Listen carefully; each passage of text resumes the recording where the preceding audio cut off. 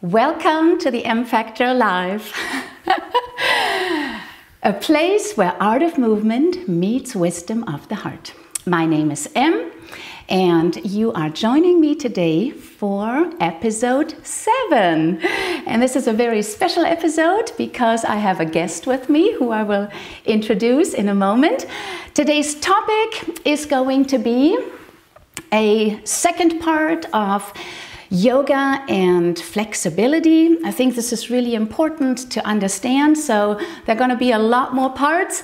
I started in episode 6, so if you have missed that episode, they will be uploaded on YouTube on my channel called Emme Factor, and you can always take another look and maybe go a little bit deeper into it. I think it's worth watching and starting to think a little bit deeper. That's what we're doing here with these live streams this year. My intention is to help you take your yoga practice to the next level and make you think about yoga and exercise and fitness with a little bit deeper level of understanding so that you can enhance and change and move your practice forward.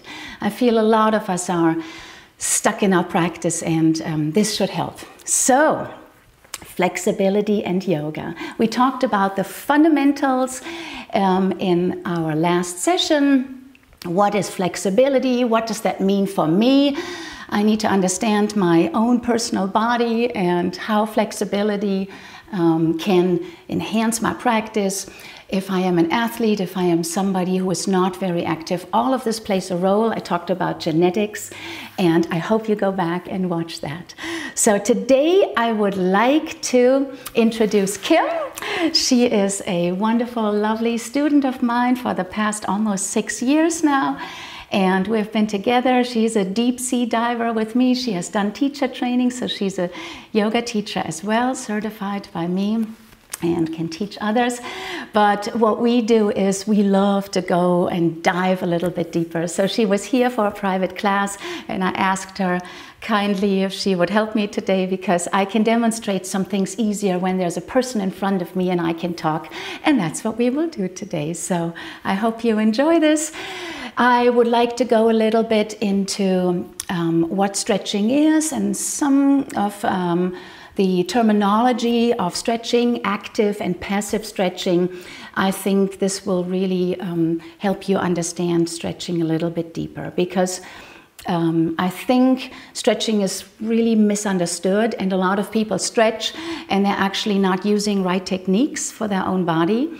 And so it becomes not really valuable. It becomes useless. And so a lot of people walk around and abandon stretching completely, especially athletes. It just hurts and it doesn't get me anywhere. And so why shall I do it? I want to change. I want to change that and help you change that this year. All right. So Kim and I, we will go back to the mat. I hope this is all going to work out the way how we have planned this. And yes, we will start on our back. And I would like to show you the difference between active and passive stretching. So in yoga, we have movements where we have to position our body and hold them in our yoga poses. And we also have positions on the floor where we use our body weight to actually release into postures and use gravity or our own body weight or props, for that matter, to help us stretch deeper. So now, I need for you to understand that it is not simply as easy as taking a muscle, if this would be a muscle, this is my little helper device here, and just stretch it. If it would be this easy, we could just stretch our muscles and it would be fine, it would get there. A muscle is an elastic, it has an elastic part to it, but it also has a part that is not elastic, which are the tendons and a lot of the tissues that are within us. So it is a little bit oversimplified to say we are just taking that muscle and we are stretching it out, yeah? And you have to understand that first and foremost, a muscle doesn't do this by himself or itself. There is part of our brain, part of our nervous system that actually uses the connection to our muscles. I need to quickly see if the audio is there. Oh yeah, I hope the audio is there. The muscle needs to be is connected to our. Good. I am sorry, I have to quickly check this. I think it's working, but not 100%. So this is when it's live. Some things might need to be double checked. I hope that you can hear me. All right, so let's go back one more time to the muscle. So the brain, parts of the brain are connected via neurons to our muscles, and they innervate the muscle. They make the muscle contract, they can initiate the muscle to release, and all our movement is actually guided that way. So this is important to know. So the muscle doesn't just stretch or release by itself, it's always the brain that does that, our nervous system, and this is very, very important. So now, Kim is laying on the floor right now, and I want to show you, if I take one of her legs, give me your right leg, good, and just relax it. If I take one of her legs up here, I am able to move her leg. And if I take my hands away, and I let her do this by herself, then she is moving her leg in active range of motion. This is called active stretching. So she's moving it back and forth with her own muscles back and forth. So now, there's a difference if the other leg is bent like it is here right now, or if it extends out to the ground. It will, and you know this if you have been in yoga, this will make it a lot harder to hold this leg here. So Kim is already pretty flexible, yeah? I want you to know that a normal range of motion, what is considered normal, there's actually a standard of what is normal, what is a normal range of motion for an active adult, for example. And so this would be 90 degree, yeah? This is a 90-degree angle to her torso. This is about 70 degree, and this is considered normal range of motion. So if you can lift your leg up here with your knee fully extended, and you can stretch it out till here, this is not tight. Yeah, so don't think that this is already super tight. This is a pretty good range of motion. If you can lift your leg and you feel a lot of tightness already in the back of your leg already here, then that would be considered tight, yeah? But 70 degrees is really good. So now, if I take her leg, and actually, let's do one more time active range of motion. So I'm going to let go here. I'm going to let her go as far as she can without, and just hold it for a moment there, without bending the knee. What we want is the knee to stay completely extended. Because if you bend the knee even just a little bit, so bend it here, if you bend the knee just a little bit, you're immediately losing the stretch in your hamstring. Because the hamstring is attached at the at part of our hip, yeah, and this is the sit bone, and it's attached right below the knee. So as soon as you bend the knee, you're losing a good bit of the stretch. This is why she can go further when the knee is bent. But that's not what we want when we stretch the hamstrings, yeah? So we extend the knee fully. Good. And so see how when she holds it by herself with her own muscles, we are at about 90 degrees, almost, a little bit less than 90 degrees. So now I can take her leg and can actually extend it even more. I can even help her a little bit more by extending the knee, and look how far we can go. We can go way past 90 degrees. This is maybe 100 degrees, almost 110. So there's a good difference between active range of motion and passive range of motion. If you allow me, open the arms a little bit wider. If I just push a little bit more, if I go here and I push a little bit further, I can even take her into a 120 degree angle. Wonderful, bend the knee. So does that make sense? So there's a big difference between active and passive. Now you might think, okay, why do we need active? Why do we need passive range of motion? That's a good question, yeah? In sports, in activities, in every time we are moving, you might guess that what we need is not passive range of motion, we need active range of motion. Yeah? But in yoga, we have a lot of exercises where we actually allow body weight and the position to stretch our muscles passively.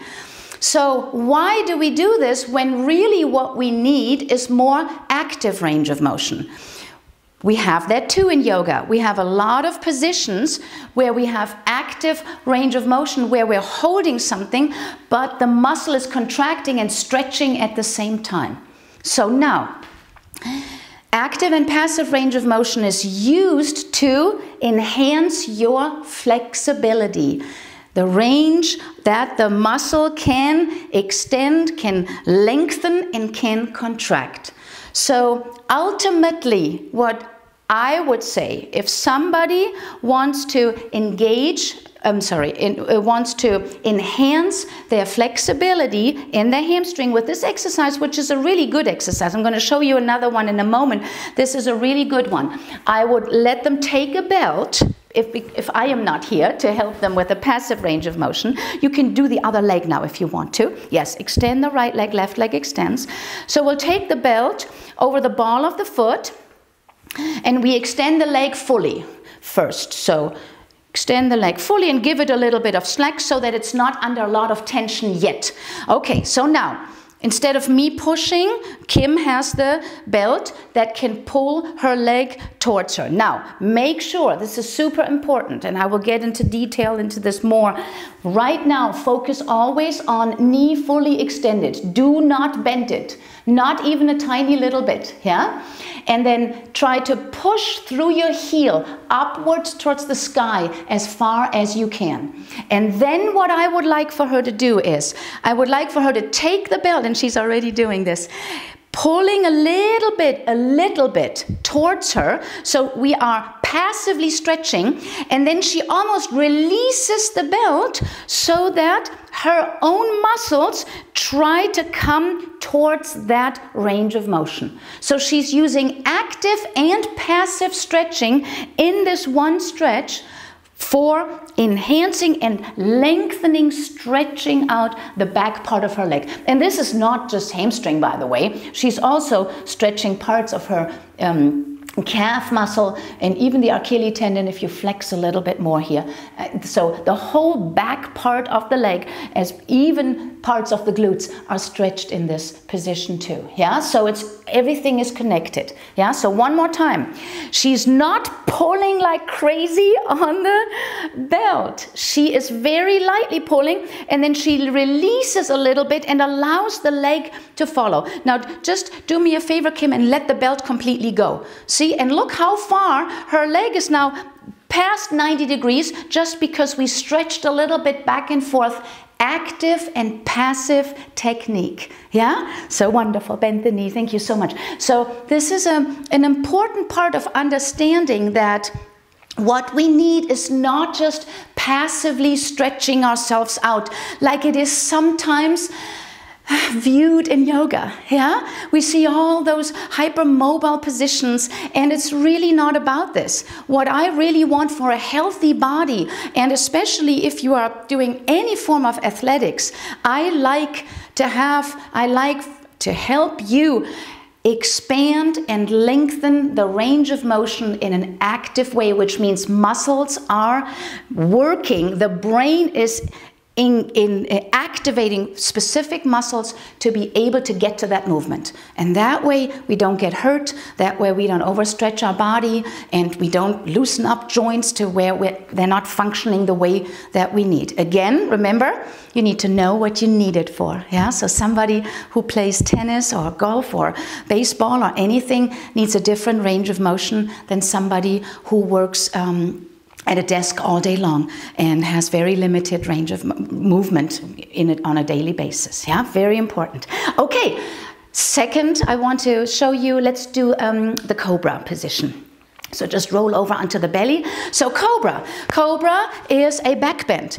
And cobra is often misunderstood because we think it is just a back bend for the lower back. But it really isn't. It really is a back bend. It's an extension for the upper back. Yeah? So she's coming from child's pose and goes into a position which is called puppy dog.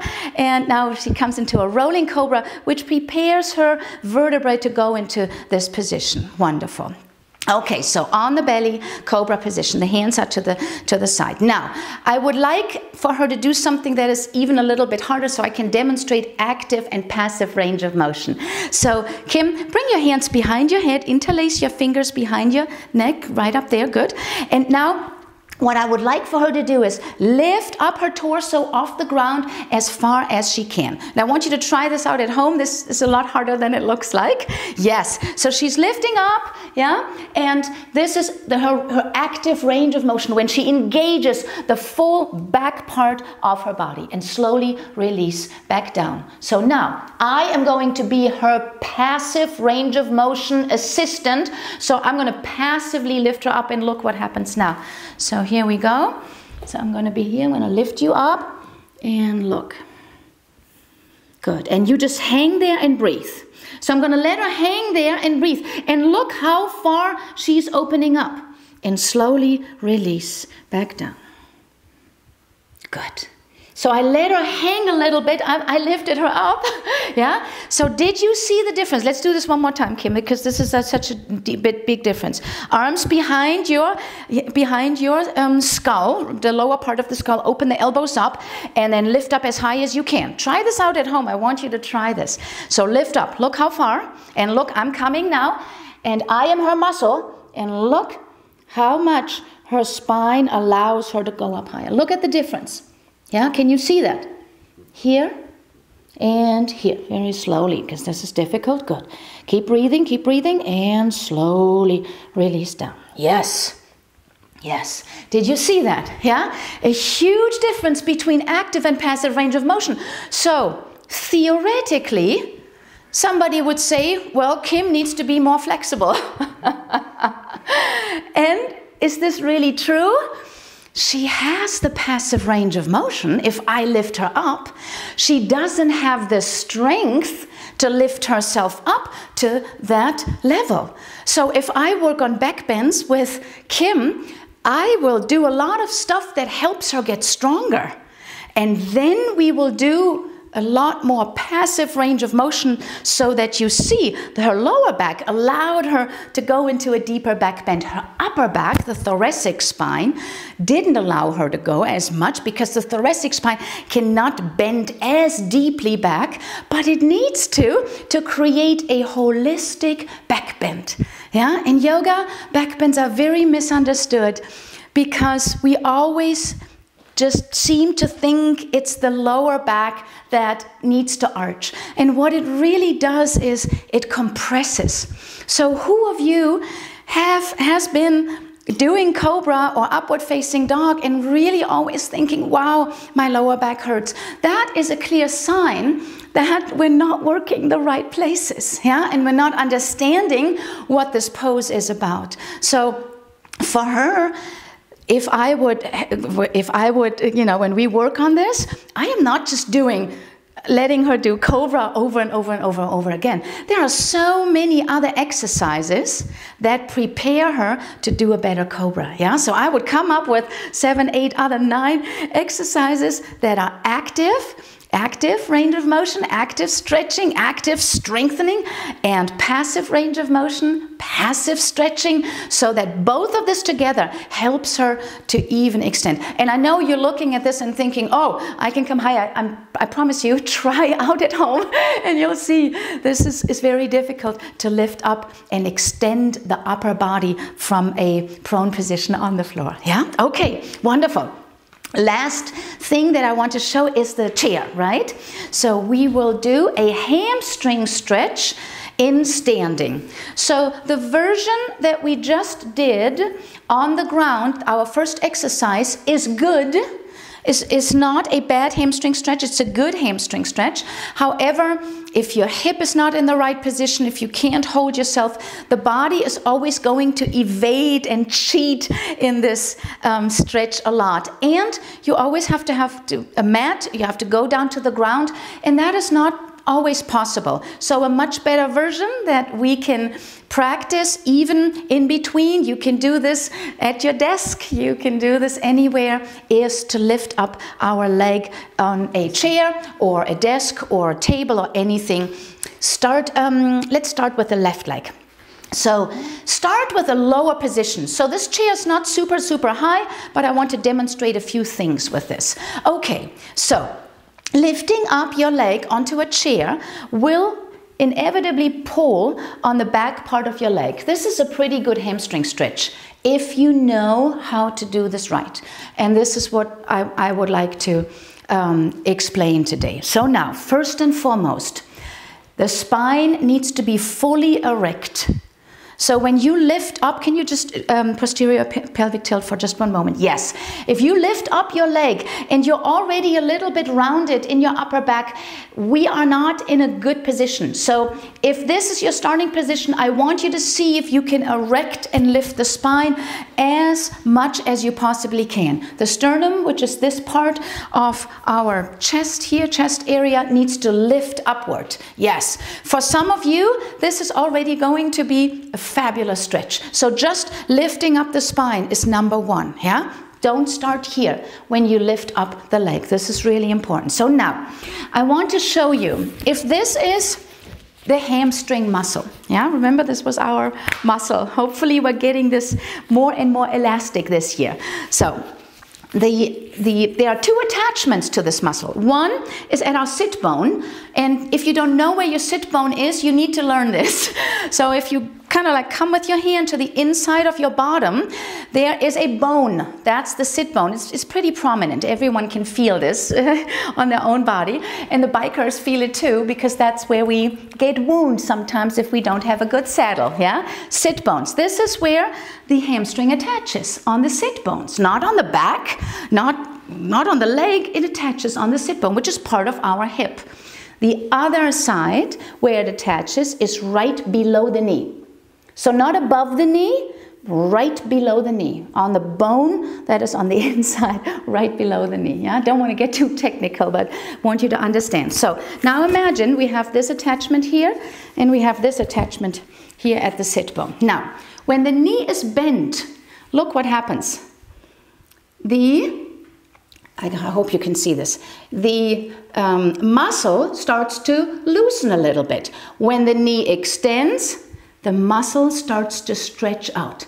This is why it's so important to not have the knee bent. So let's do this one more time. Here, I'm making it a little bit more visible. And extend the knee, so it stretches more when the knee is extended. Now, here comes one more thing. The hip is movable back and forth. This is called a hip tilt, yeah? And the hip tilt can go backwards and forward, yeah? You can do this. Just stay there for a moment, yes. You can do this with both feet. You can tilt the hip back and you can tilt the hip forth. And you will see that it has an effect on our spine as well, tilting back and forth. This is vitally important for hamstring stretches. If you miss the hip tilt, you're really not effectively getting a directed stretch in the right area. And this is really important, yeah? Number one is the knee, and number two, I'm sorry, Kim, is the hip tilt. So what I want from her is to tilt her hip forward so that the sit bone is lifting up to the back behind her. If I would take her sit bone, if I could take her sit bone, I'm just taking her pants here right now, I would take the sit bone and I would pull it back in this direction. And what happens is immediately the hip tilts forward. And look how her spine lengthens and elongates. And slowly come back up. Now most of you are probably going to do the rounded back, forward rounding. So we are rounding because, round even more, head, everything. Come with your hands below the knee and try to round yourself. Yes. So we are thinking that this is what we need to do to bring our torso closer to the leg and slowly lift up. You need to forget about this if you want to stretch the hamstring.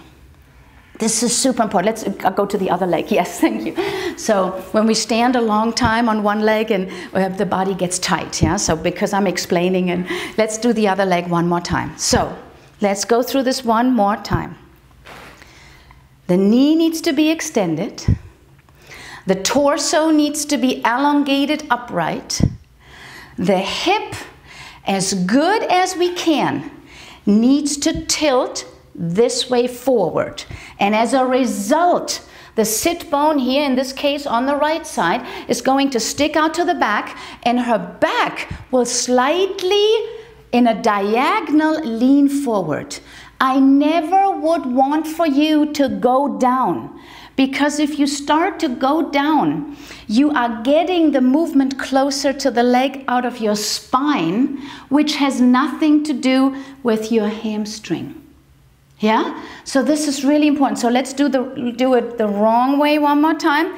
Do not think that you need to get closer by rounding the back and getting closer as much as you can. Slowly come up. I know some of you will say, but I feel the stretch there, right? I feel the stretch there when I'm rounding forward. Some of you will feel the stretch there in the back of your leg. But here's the deal. Yes, you will feel the stretch also in the hamstring, because that is the end of a chain of muscles that goes through the spine all the way down.